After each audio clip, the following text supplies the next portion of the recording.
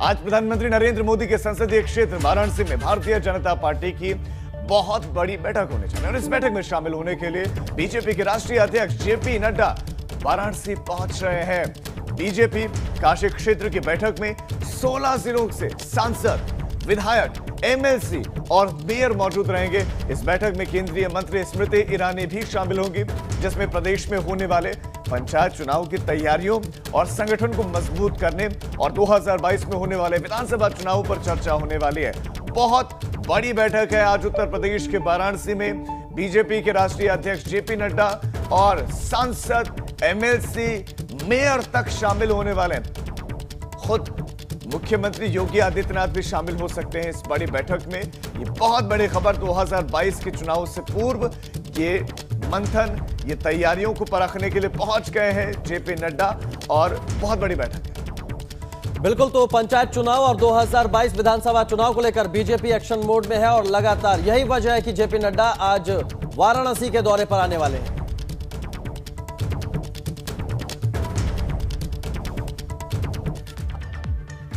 तो वाराणसी में जेपी नड्डा का कार्यक्रम क्या रहने वाला है वो आपको बताते हैं। सुबह 11:30 बजे वाराणसी पहुंचेंगे भाजपा अध्यक्ष जेपी नड्डा।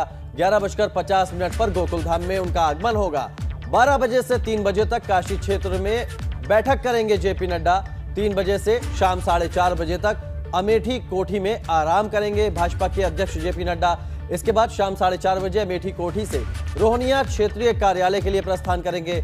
शाम 4:45 पर काशी क्षेत्र के क्षेत्रीय कार्यालय का उद्घाटन करेंगे। इसके बाद शाम 6:45 पर चौधरी लॉन के लिए प्रस्थान करेंगे जेपी नड्डा और 7 बजे सामाजिक नेताओं के साथ संवाद करेंगे। 8 बजे अमेठी कोठी के लिए प्रस्थान करेंगे, जहां पर रात्रि विश्राम करेंगे और 1 मार्च को सुबह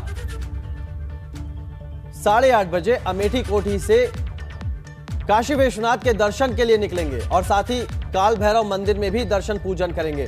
सुबह 9:45 पर जेपी नड्डा बूथ की बैठक करेंगे। जेपी नड्डा का कार्यक्रम क्या क्या रहने वाला है, मिनट टू मिनट कार्यक्रम, वो हमने सिलसिलेवार आपको बताया। वहीं आज सीएम योगी भी वाराणसी के दौरे पर रहेंगे। सुबह संचारी रोग अभियान के मुख्यमंत्री शुरुआत करने वाले हैं। ये भी बड़ी खबर, जहां जेपी नड्डा पहुंचने वाले हैं वहीं वाराणसी के दौरे पर आज सीएम भी रहेंगे। यहां पर चोलापुर के कम्युनिटी हेल्थ सेंटर भी सीएम जाएंगे और कम्युनिकेबल कैंपेनिंग की शुरुआत करेंगे सीएम। तो चोलापुर के कम्युनिटी हेल्थ सेंटर भी जाएंगे और कम्युनिकेबल कैंपेनिंग की शुरुआत भी करेंगे। बिल्कुल, तो आज वाराणसी के लिए काफी अहम दिन होने वाला है। काशी में आज सियासी दिग्गजों का जमावड़ा है।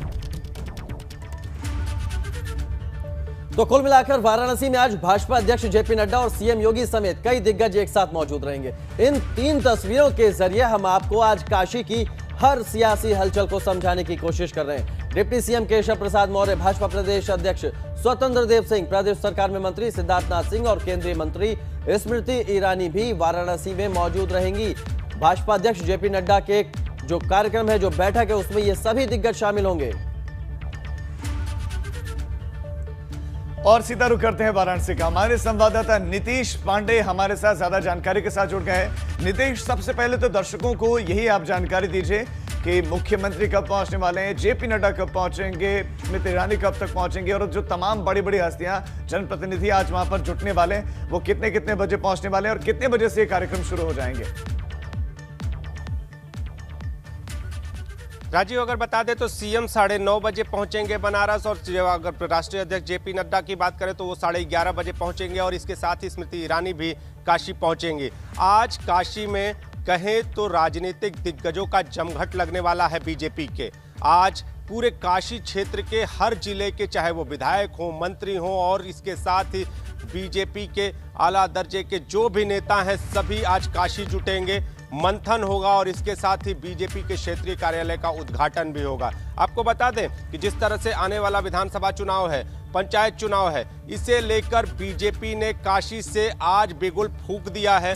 आज काशी से एक बड़ा संकेत है कि चुनावी तैयारी में बीजेपी पूरी तरह से अब जमीन पर आ गई है और आज काशी इसकी गवाह बनेगी। और ये भी संकेत है कि आने वाले समय में किस तरह से एक बार फिर से बनारस केंद्र बनने वाला है। अगर बात करें तो उप मुख्यमंत्री केशव प्रसाद मौर्य काशी कल ही पहुंच चुके हैं और पहुंचने के साथ ही क्या यहां पर सिर्फ पहुंचे नहीं हैं बल्कि जमीनी स्तर पर नब्ज को टटोल रहे हैं। कल केशव प्रसाद मौर्य ने चाय की अड़ी लगाई थी, वहां पर लोगों से बातचीत की थी और यही नहीं, बीजेपी के जो भी मंत्री और नेता यहां पर पहुंचे हुए हैं सभी जनता के बीच पहुंच रहे हैं, उनसे इनपुट ले रहे हैं। तो ये आपने नीतीश एक बहुत बढ़िया बात की कि काशी एक बार फिर जो है सियासत का केंद्र बनने जा रहा है, लेकिन इस बार निशाने पर पंचायत चुनाव है और 2022 के विधानसभा चुनाव है। समाजवादी पार्टी के अध्यक्ष को भी हमने देखा, अखिलेश यादव, पूर्वांचल से उन्होंने शुरुआत की, 2022 का बिगुल फूंका। अब भाजपा ने भी कहीं ना कहीं पूर्वांचल से ही अपने जो चुनावी कैंपेन है उसकी शुरुआत की है और भाजपा अध्यक्ष इसीलिए वाराणसी पहुंच रहे हैं और पीएम मोदी का यह संसदीय क्षेत्र भी है। ऐसे में जोशो खरोश किस तरह का देखा जा रहा है भाजपा नेताओं में? आपको बता दें कि जोशो खरोश तो पूरी तरह से है, जोशो खरोश की कोई सीमा ही नहीं है। आपको जिस तरह से पिछले दिनों अगर जो बात करें तो जिस तरह से कार्यकर्ताओं में, नेताओं में, मंत्रियों में और जितने भी यहाँ के पदाधिकारी हैं सब में जिस तरह से स्थानीय तौर पर बैठकें करके उनमें जोश भरने का काम किया गया था, लेकिन आज सिर्फ जोश का दिन नहीं है बल्कि जोश को जमीन पर कैसे उतारना है इसका मंत्र भी आज दिया जाएगा। आज गोकुल धाम में जिस तरह से बैठक आयोजित की गई है और इस बैठक में खास तौर पर कई विषयों पर चर्चा होगी, चुनावी रणनीति पर चर्चा होगी और आने वाले समय में किस तरह से चुनाव में उतरना है, इन सारे विषयों पर गहन चर्चा की जाएगी और आने वाले दिन में किस तरह से विरोधी दलों को मात देनी है, इन सारे विषयों पर पूरी तरह से चर्चा की जाएगी। आपको बता दें कि बीते दिनों नीतीश आप नजर बनाए रखिए खबर पर, अपडेट्स के लिए आपके पास आएंगे क्योंकि राजनीति के जो पॉलिटिकल पार्टीज जो बड़े बड़े लीडर्स हैं उनका जमघट लगने वाला है, पर तो अपडेट के लिए आएंगे। बहुत शुक्रिया फिलहाल आपका इस तमाम जानकारी के लिए। आगे बढ़े, प्रधानमंत्री नरेंद्र मोदी मन की बात आज करेंगे और मन की बात में देश को संबोधित करेंगे। प्रधानमंत्री नरेंद्र मोदी सुबह 11 बजे ये कार्यक्रम होगा, रेडियो के जरिए मन की बात कार्यक्रम करते हैं प्रधानमंत्री नरेंद्र मोदी और रविवार के दिन उनकी ये मन की बात होती है और आज प्रधानमंत्री के मन की बात कार्यक्रम होनी है 11 बजे एबीपी गंगा पर। आप प्रधानमंत्री के मन की बात जरूर सुनिए। आगे बढ़ते हैं, बदायूं से बड़ी खबर आ रही है जहां श्रद्धालुओं से भरी ट्रैक्टर ट्रॉली पलटी और इस हादसे में 2 बच्चों की मौत हो गई जबकि 10 से ज्यादा लोग घायल हो गए। गंगा स्नान कर ये सभी लौट रहे थे और इसी दौरान ट्रैक्टर ट्रॉली अनियंत्रित होकर पलट गई। बताया जा रहा है कि एक स्कूटी को बचाने के चक्कर में यह हादसा हुआ है। फिलहाल घायलों को अस्पताल में भर्ती कराया गया है जहां उनका इलाज जारी है। तो बदायूं में एक ट्रैक्टर ट्रॉली अनियंत्रित होकर पलट गई है। गंगा स्नान करके ये श्रद्धालु वापस लौट रहे थे और एक स्कूटी को बचाने के चक्कर में यह हादसा हो गया। झांसी के कस्बा थाना रक्सा के पास में खेत में बने कुएं में नीलगाय गिर गई, जिसकी सूचना पाकर ग्रामीण मौके पर पहुंच गए और पुलिस को इसकी जानकारी दी, जिसके बाद पुलिस और स्थानीय लोगों ने कड़ी मशक्कत के बाद नीलगाय को कुएं से बाहर निकाला। तो ये रात के वक्त में ये ऑपरेशन नीलगाय चला। ऑपरेशन नीलगाय में नीलगाय को बचाने के लिए मशक्कत की गई, ग्रामीण इकट्ठा हो गए और नीलगाय को निकाला गया बाहर।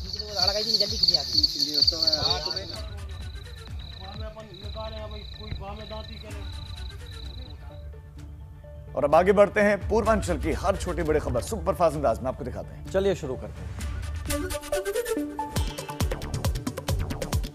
वाराणसी में आज भाजपा के काशी के क्षेत्रीय कार्यालय का उद्घाटन होगा। यह क्षेत्रीय कार्यालय काशी क्षेत्र के 16 जिलों का केंद्र होगा और हाईटेक सुविधाओं से लैस होगा। साथ ही कंप्यूटर की सुविधाओं से लैस वॉर रूम की तरह यह दफ्तर काम करेगा।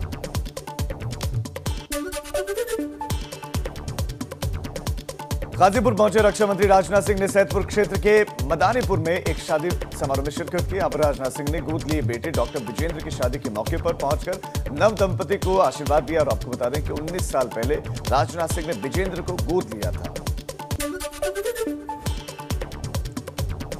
मिर्जापुर में सपा अध्यक्ष अखिलेश यादव ने कार्यकर्ताओं के प्रशिक्षण शिविर कार्यक्रम में शिरकत की। सपा का प्रशिक्षण शिविर कार्यक्रम 3 दिनों तक चलेगा, जिसमें अखिलेश यादव कार्यकर्ताओं को 2022 विधानसभा चुनाव का जीत का मंत्र देंगे।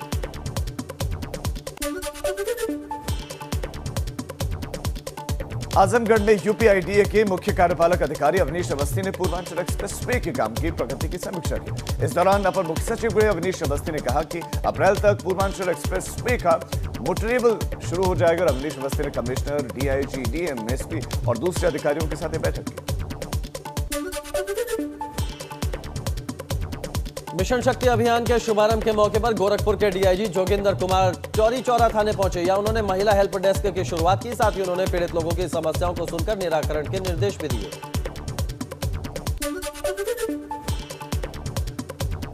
कुशीनगर में गन्ना विकास विभाग की तरफ से गन्ना कृषक गोष्ठी और चौपाल कार्यक्रम का आयोजन हुआ।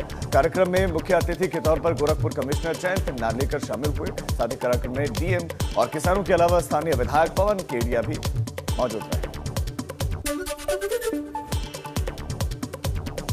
देवरिया में मुख्यमंत्री सामूहिक विवाह कार्यक्रम का आयोजन हुआ, जिसके मुख्य अतिथि प्रदेश के कृषि मंत्री सूर्य प्रताप शाही रहे। वहीं विशिष्ट अतिथि के तौर पर राज्य मंत्री जयप्रकाश निषाद ने शिरकत की और नवविवाहित जोड़ों को आशीर्वाद दिया।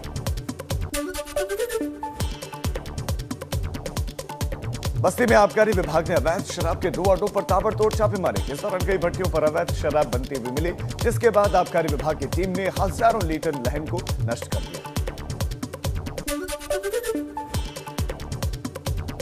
जौनपुर के बक्सा थाना क्षेत्र के गौरी खुर्द गांव में कुछ असामाजिक तत्वों ने आग लगा दी। आग की घटना से मौके पर अफरा तफरी मच गई। लोग आग बुझाने की कोशिश में जुट गए।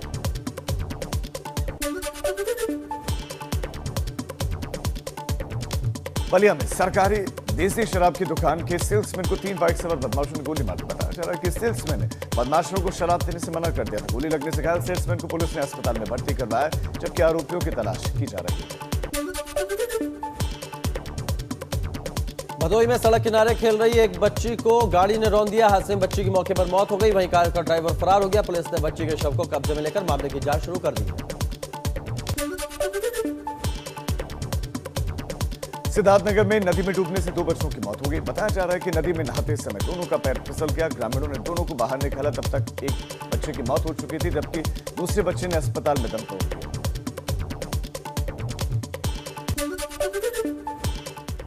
तो ये पूर्वांचल की खबरें थी। कुछ और खबरों का भी रुख कर लेते हैं और बात करते हैं। अयोध्या में राम मंदिर निर्माण का काम तेजी से चल रहा है। एबीपी गंगा पर यहां हो रही खुदाई की एक्सक्लूसिव तस्वीरें आप देख सकते हैं। यहां जेसीबी से लेकर तमाम मशीनें लगी हुई हैं। राम मंदिर निर्माण के लिए नींव की खुदाई पूरी हो चुकी है और जहां नींव की ढलाई का काम होना है वहां मिट्टी भी मिल चुकी है। बताया जा रहा है कि 15 दिनों में नींव की भराई का काम भी शुरू हो जाएगा। तो ये एक्सक्लूसिव तस्वीरें हम आपको दिखा रहे हैं। 15 दिनों में नींव की भराई का काम शुरू हो जाएगा।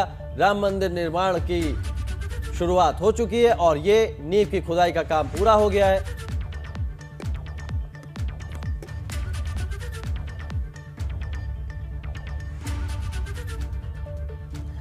राम जन्मभूमि मंदिर निर्माण के लिए समर्पण निधि अभियान शनिवार को संपन्न हो गया, जिसमें अब तक 2100 करोड़ से ज्यादा का जो रकम है, जो धनराशि है, उसके जमा होने की खबर है। हालांकि शनिवार और रविवार बैंक बंद होने के चलते समर्पण निधि में कितनी धनराशि जमा हुई है ये सोमवार को पता चलेगा। और शुक्रवार को इस अभियान में 2100 करोड़ की धनराशि श्री राम जन्मभूमि तीर्थ क्षेत्र ट्रस्ट के बैंक खाते में जमा हो चुकी है। इस अभियान की कामयाबी को देखते हुए विदेशों में भी समर्पण निधि अभियान चलाने की तैयारी है, जिसे ट्रस्ट की होने वाली बैठक में चर्चा हो सकती है। आज हम अकाउंट्स की बैठकें कर रहे हैं। हम लोगों ने जो अभियान चला रखा था, आज माघ की पूर्णमासी होने के कारण उसका समापन दिवस है।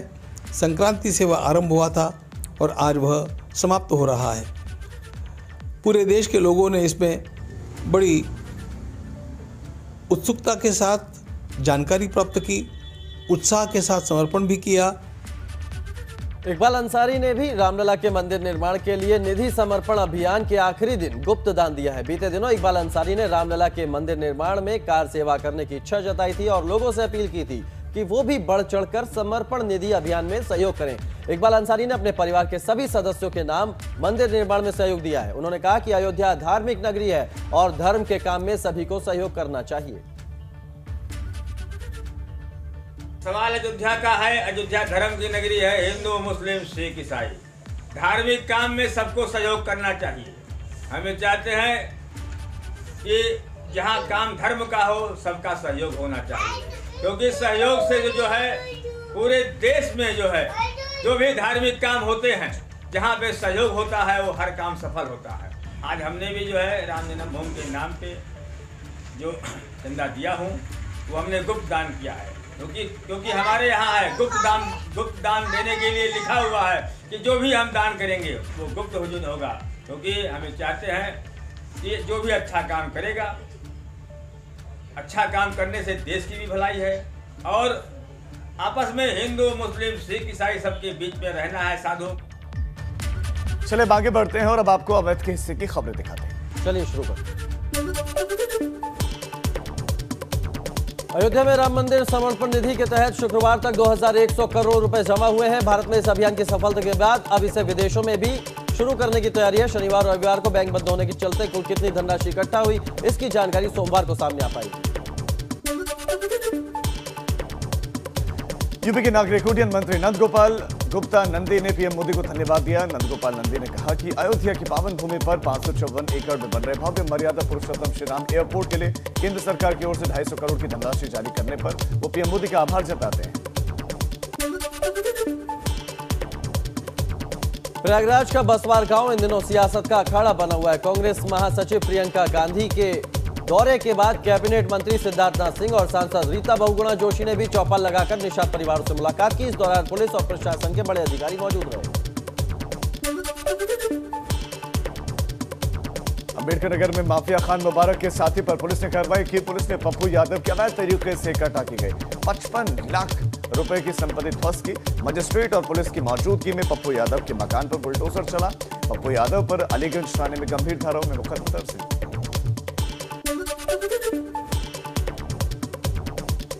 हरदोई में सेक्स रैकेट चलाने वालों की संपत्ति कुर्क होगी। यहां एक महिला सफाई कर्मचारी के घर सेक्स रैकेट चल रहा था। पुलिस ने इस मामले में 11 नामजद और 3 अज्ञात लोगों के खिलाफ एफआईआर दर्ज की थी। 9 नवंबर 2020 को छापेमारी में गिरफ्तारी भी की गई थी।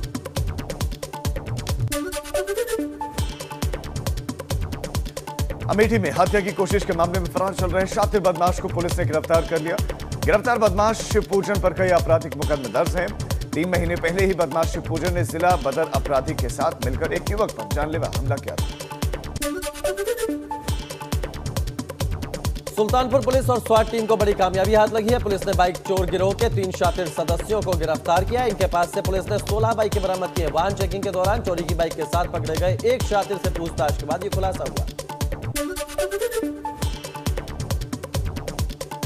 प्रतापगढ़ में टाइनी शाखा में घुसकर बदमाशों ने दिन दहाड़े लूट को अंजाम दिया। बताया जा रहा है कि लुटेरों ने संचालक के सिर पर तमंचे की बट से हमला किया, कैश लेकर फरार हो गए।